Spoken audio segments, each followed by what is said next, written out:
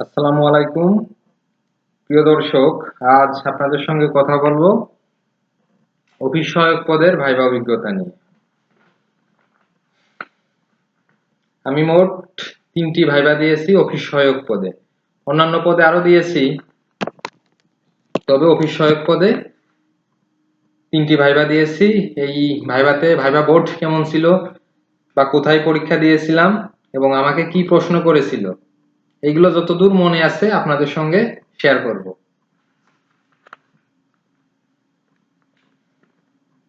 22শে মে 2026, জাতীয় আর্কাইভ ও গ্রন্থাগার অধিদপ্তর। এই 22শে মে তারিখে এই জায়গায় আমি অফিস সহায়ক পদে ভাইবা দেই। ভাইবাটা হয়েছিল হলো আগারগাঁও। শূন্যপদ ছিল 1টি। রিটেন পরীক্ষা হয়েছিল 70 মার্কসে। আমার হিসেবে আমি পাই হলো 62। যাই হোক, এই জায়গায় টিকে যাই। 5 জন লোক টিকিয়েছিল। আপনার NANL, national archives and library department.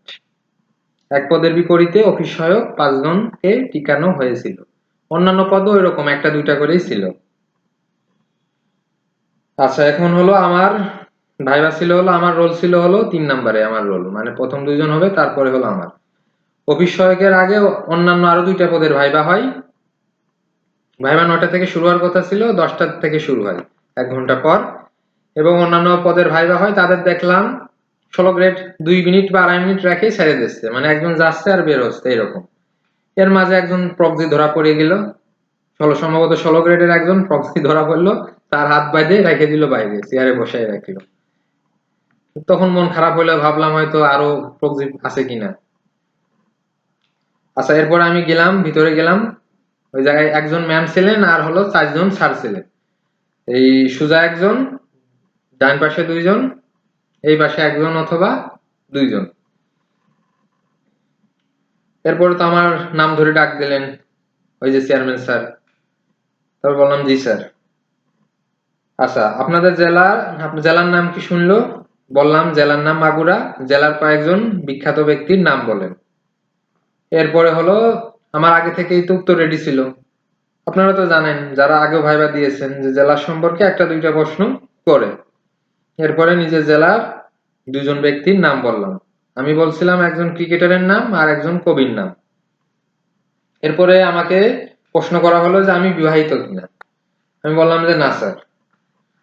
তারপর একজন পাল্টা প্রশ্ন করলো যে আমি বিবাহিত নই, আমি বিবাহিত নই, এর ইংরেজি কি, মানে ট্রান্সলেশন কি। ট্রান্সলেশন কিন্তু একটা ধরবেই, বিশেষ করে 12 গ্রেড থেকে 20 গ্রেড আপনি যদি ভাইবা দিতে যান, ট্রান্সলেশন কিন্তু একটা ধরবে।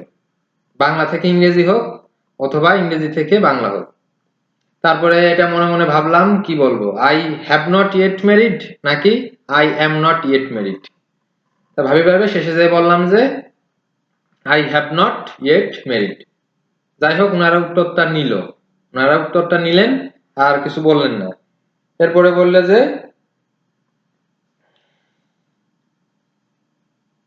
আপনি কি করেন। তা বললাম যে স্যার আমি বেকার, চাকরি প্রার্থী, চাকরি খুঁজতেছি। এরকম টুকিটাকি কথা হলো। তা বললো যে আপনি আসতে পারেন। তো আমি বললাম যে জি স্যার, দোয়া রাখবেন। এই দোয়া চেয়ে চলে আসলাম। তা এটা হলো 22শে মে, বেশি দিন আগের ঘটনাও না। এটা এখন তো 25শে আগস্ট 2026। এই পরীক্ষাটা হয়েছিল 22শে মে 2026। আমি আরো ভাইবা দিয়েছি, কিন্তু অফিস সহায়ক পদে এটাই ছিল প্রথম ভাইবা। এরপরে অফিস সহায়ক পদে দ্বিতীয় ভাইবা দিই হলো বাংলাদেশ সেতু কর্তৃপক্ষ, বাংলাদেশ ব্রিজ অথরিটি। এখানে পদ ছিল হলো 5 জন। ভাইভাতে কল করা হলো 83 জনকে। সম্ভবত 4-5 দিন ধরে ভাইবা হয়েছিল। এবং এই 5টা পদ থাকলেও পরবর্তীতে 16 জনকে নেওয়া হয়, কারণ আরো শূন্য পদ ছিল ওনাদের, ভাইভাতেও বেশি লোক ডেকেছিল। এটা হেড অফিস হলো বনানীতে। বাংলাদেশ সেতু কর্তৃপক্ষ হেড অফিস হলো বনানীতে। এই জায়গায় 70-এর মধ্যে হলো পেয়েছিলাম 63 বা 64, মানে আমি তো এসে মিলিয়েছিলাম। এবং এই পদের প্রশ্ন সমাধানও এই চ্যানেলে দেয়া আছে, আপনারা দেখতে পাবেন, সার্চ দিলেই পাবেন। এখন হলো এই জায়গাতেও মানে আমাদের ভাইবা যখন শুরু হয় অফিস সহায়কে, প্রথম যে গেল সেই হলো ধরা খেলো, সেই হলো ফকজি। ফকজি তো মনে করেন কম বেশি সব জায়গায় ধরা পড়েই। এখন যাই হোক, হাতের লেখা চেক আছে, ভাইবা বোর্ডে বিভিন্ন প্রশ্ন করে বিভিন্ন দিক থেকে যাচাই বাছাই করা যায়, এটা ভালো। তখন হলো ফুটবল খেলা চলতেছে, বিশ্বকাপ ফুটবল খেলা চলতেছে। আমাকে ধরা হলো, এই রাজধানী কোথায়, আর্জেন্টিনার রাজধানী। এখন আর্জেন্টিনার রাজধানী কোথায় তা তো জানি না, তাই এটা বললাম যে সরি স্যার। আচ্ছা, তারপরে হলো বললো যে আমার বয়স কত, বয়স বললাম যে স্যার এত বছর এত মাস। এরপরে বললো যে এটা হলো এই হিসাব করে দেখাতে, ম্যাথমেটিক্স করে দেখাতে হবে খাতা কলমে। আপনারা যারা অফিস সহায়ক অথবা নিরাপত্তা প্রহরী অথবা মালি, তাই না, অথবা মনে করেন computer related data entry operator, office সহকারী কাম কম্পিউটার মুদ্রাক্ষরিক 16 গ্রেড থেকে 20 গ্রেডে পরীক্ষা দেন, তাদের কিন্তু এই প্রশ্নটা মাঝে মধ্যে করে যে আপনার বয়স কত, ইওর এজ। ওই ভাইবা তারিখে আপনার বয়স কত আগেই দেখে যাবেন, মাস দিন বছর, তাইলে আরো ভালো। অন্তত কত মাস আর হলো কত বছর, এটা যাতে বলতে পারেন, এটা মাথায় রাখবেন, যাতে আটকে যেতে না হয়। এটা খাতায় করে দেখাতে বললো, খাতায় আমি চেষ্টা করলাম কিন্তু নিয়মটা ভুলে গেছিলাম, ওই যে সালের উপর মাইনাস করা লাগে 1, আর বছরের মাসের সাথে 12 যোগ করা লাগে।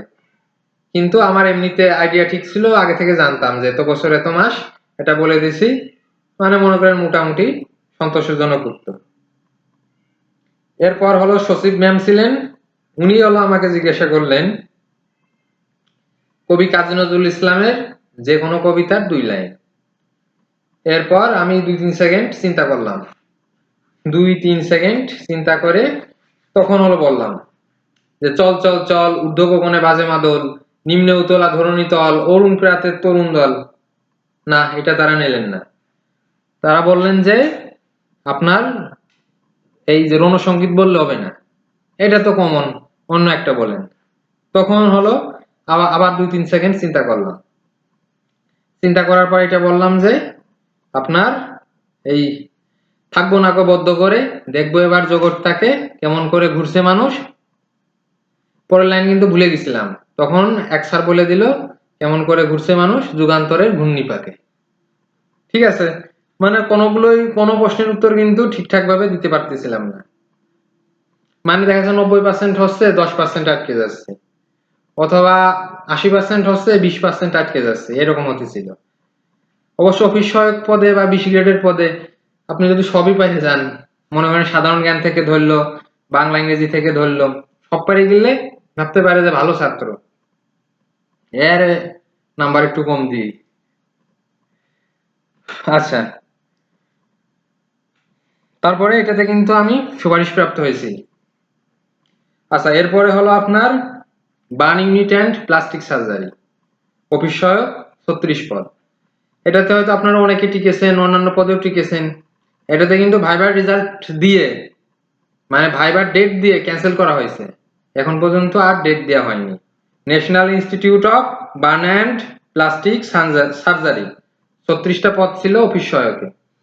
এই যে অফিস সহায়কের 36টা পদ ছিল, এটা কিন্তু অনেক বড় পদ, বড় সংখ্যক। ইডেন মহিলা কলেজে রিটেন পরীক্ষা হয়েছিল, আপনার এই যারা ভাইবা দেবে তাদের কিন্তু ম্যাক্সিমামের জব হয়ে গেছে, ম্যাক্সিমাম না, অলমোস্ট অর্ধেক, অর্ধেকের অন্যান্য কোনো না কোনো জায়গায় চাকরি হয়ে গিয়েছে, কারোর প্রাইমারিতে 13 গ্রেডেও তো হয়ে গিয়েছে। তাহলে তারা কিন্তু এই বার্ন ইউনিটে আর ভাইবা দিতে যাবে না।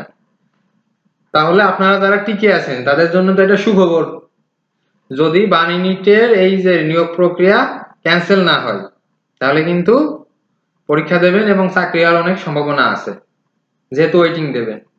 আর এটা চাকরি হলে তো ঢাকায় থাকতে পারবেন, নিয়োগ ঢাকায়, সবসময় ঢাকায়। বার্ন ইউনিট গুলিস্তান থেকে বাম দিক, ওই যে আপনার ফ্লাইওভারের নিচ বরাবর হাঁটে চলে যাবেন, 20 মিনিট হয়ে গেল।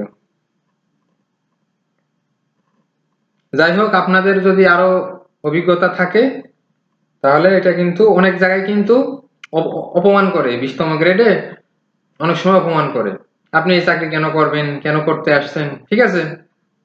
যাই হোক, এগুলো কিন্তু মাথায় নিয়ে যাবেন না, অন্তত আমি যতটুকু বুঝি।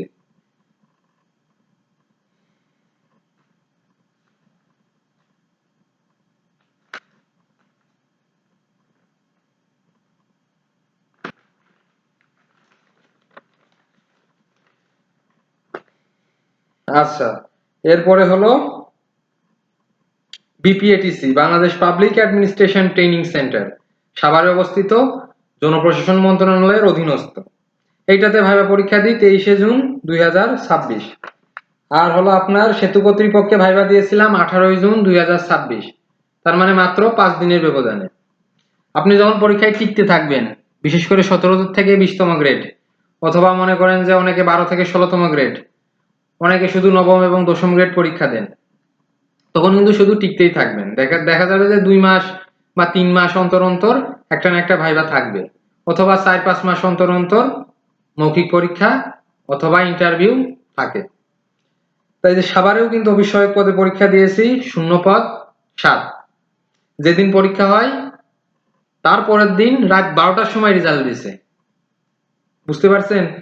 তারপরের দিন রাত 12টার সময় রেজাল্ট দিয়েছে।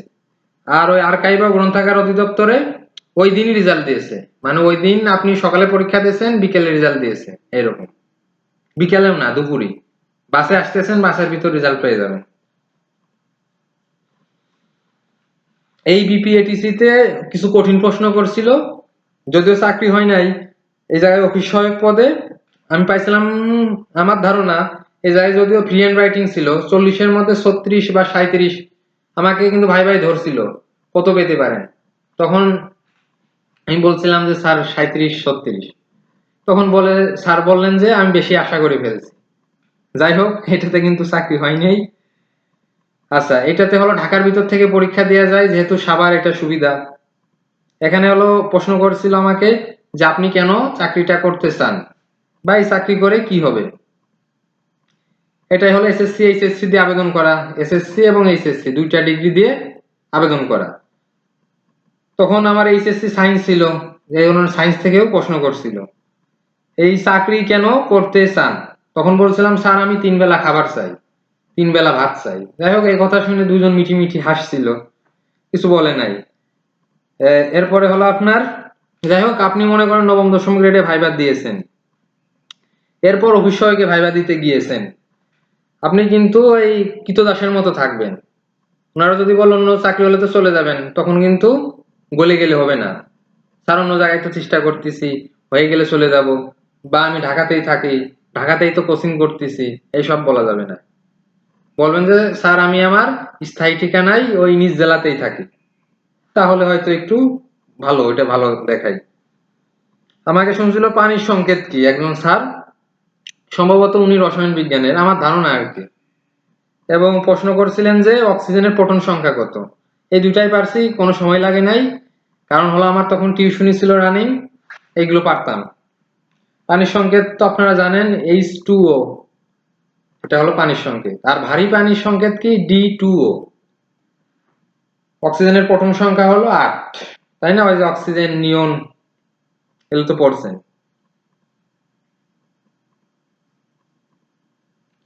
1 থেকে 30 পর্যন্ত তো মুখস্থ করছেন, যারা মনে করেন এসএসসি এইচএসসি তে সায়েন্স ছিল, প্রোটন সংখ্যা 1 থেকে 30 তো মুখস্থ থাকার কথা, একটা না, তাই না? Hydrogen, helium, lithium, beryllium, boron, carbon, nitrogen, oxygen, fluorine, neon, sodium, magnesium, aluminium, silicon, phosphorus. যাই হোক, এই এই সেক্টর থেকে, মানে এই জায়গা থেকে প্রশ্ন করছিল, কমন পড়ে গেছে। আপনি যতই প্রিপারেশন নেন, আপনার জায়গা, আপনি যা যত কিছু শিখছেন, এর ভিতর থেকে যদি প্রশ্নটা না পড়ে, তাহলে কিছু করার নেই। কিন্তু আপনি যত বেশি জেনে যাবেন, কমন পড়ার সম্ভাবনা তত বেশি থাকে, এটাই হলো সত্য কথা। আমাকে প্রশ্ন করা হয়েছিল যে আগে কোথাও ভাইবা দিয়েছেন কিনা, অথবা আগে কয়টা ভাইবা দিয়েছেন। মানে একজন খুব মাথা গরম করে এটা বলল, মানে জোরে। তখন কিন্তু আমি বলছি যে জি স্যার, আগে দিয়েছি ভাইবা, হয় নাই, চেষ্টা করতেছি। অফিস সহায়কের মূল কাজ কি? তখন বললাম যে স্যার, এই আপনার কর্মকর্তারা যা বলবেন এগুলো শুনতে হবে, এটাই মূল কাজ। যাই হোক, উপস্থিত বুদ্ধি দিয়ে এবং পারিপার্শ্বিক বুদ্ধি দিয়ে এটাও ম্যাক্সিমাম প্রশ্নের উত্তর দিতে পেরেছিলাম। আপনাদের ভাইবা অভিজ্ঞতাও কিন্তু কমেন্ট বক্সে অবশ্যই শেয়ার করবেন। কিরকম প্রশ্ন করছিল, অথবা আপনার অদ্ভুত বা চাঞ্চল্যকর অথবা নতুন কোনো প্রশ্নের সম্মুখীন হয়েছেন কিনা, তাই না? ভাইবা বোর্ড তো একটা আজব জায়গা, অনেকের অনেক নতুন এক্সপিরিয়েন্স অথবা অভিজ্ঞতা হয়ে থাকে। যারা আমাদের ভাইবা নিয়ে থাকেন, সচিব অথবা উপসচিব, উপপরিচালক, মহাপরিচালক, ওনারাও অনেক কিছু শিখতে পারেন, তাই না? ওনারা একটা প্রশ্ন করলেন, কি উত্তর আসবে তা তো আর আগে থেকে জানে না, একজন এক এক রকম উত্তর দেয়। এগুলো থেকেও কিন্তু অনেক কিছু শেখা যায় এবং জ্ঞান বৃদ্ধি পায়। তারাও কিন্তু অবজার্ভ করে। এবং আপনার রিটেন মার্কস বেশি থাকলে ভাইভাতে বেশিক্ষণ রাখার সম্ভাবনা আছে। ঠিক আছে, এটা একটা সিনড্রোম যে চাকরি হলেও হতে পারে, যদিও সব ক্ষেত্রে বোঝা যায় না। সর্বোপরি আপনার রিটেন মার্কস ভালো থাকতে হবে, ভাইবার দিন সুস্থ থাকতে হবে, যা শোনে খুশি মনে বলতে হবে। ঠিক আছে, আজকে এই পর্যন্তই, ধন্যবাদ। সামনে অবশ্য আমি সুইচ বোর্ড অ্যাটেন্ডেন্ট পদে ভাইবার অভিজ্ঞতা, বিআইডব্লিউটি এর ভাইবা অভিজ্ঞতা নিয়েও ভিডিও বানাবো, আপনাদের আগে থেকে আমন্ত্রণ জানিয়ে রাখলাম।